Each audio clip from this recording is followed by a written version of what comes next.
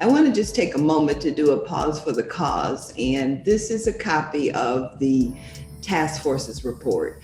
Mayor Adler gave us a charge to begin to dismantle racism. And he had a vision that all of Austin, or a good majority of Austin, particularly thought leaders, will go through the training. And we've met a lot of that goal. But I really encourage everyone on the call to read this. You can find it on the city's website if you just Google Mayor Adler institutional racism and systemic inequities or task force, you'll find it there on the city's website. And I just encourage you to read it because it gives you backdrop. And this is a journey. We're turning a page, literally, figuratively, moving to the next step. And I'm really personally proud of Austin. When we started this with the interfaith community centering and celebrating us, and then Fatima Man, it really made my heart fill up in my rib cage, my chest, because it emphasized how we are more alike than we are different. And as we move into, as a community, embracing our alikeness as opposed to our differences, then we will make a better world for our children. And that's really what all of us want. And in a nutshell, that's my why. The reason I serve, I choose to serve, and I'm humbled and blessed to serve as the president of a historically Black college, Huston-Tillotson, Austin's oldest institution of higher learning. That's all one word for me.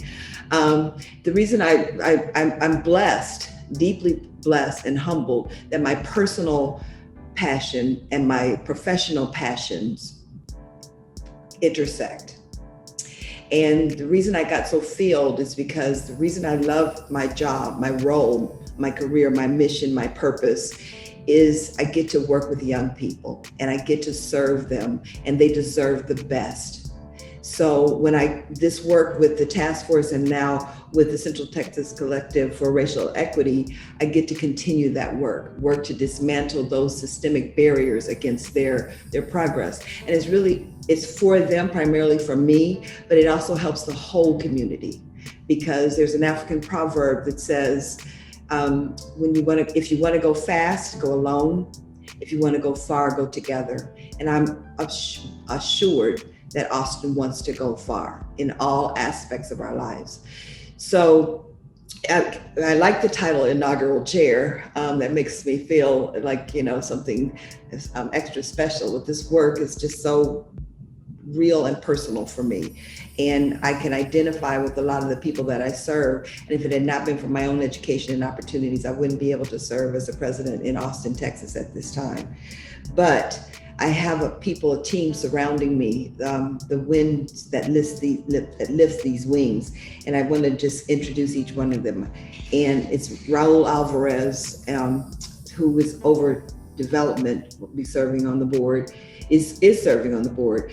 Kyrie Williams will serve as is serving as our Secretary Treasurer, Madge Vasquez at large, and Quincy Dunlap at large, and Amina Haji, who you heard from earlier, at large, and then Christopher Kennedy, who you heard from at large. So before I pass the virtual mic to our interim executive director, Kazike Prince, I want to say that in our daily lives, we don't really understand our own sphere of influence. And you all have a sphere of influence. And I heard Chaz Moore of the Austin Justice Coalition say everybody has to pick their own form of activism. Everyone's not a Dr. King. Everyone's not a Cesar Chavez. Everyone's not an Angela Davis. So you have to pick your own form of activism, but pick a form of activism. Because as a member of this community, you are a part of the force, the transformational force, to help us to move into what Dr. King called a beloved community. So please join us in this work. It continues. Dismantling something means chiseling away at it one thing at a time. And as you can see, this work is really important, and it's been happening. Things are happening. So the moral arc is bending towards justice, albeit slowly.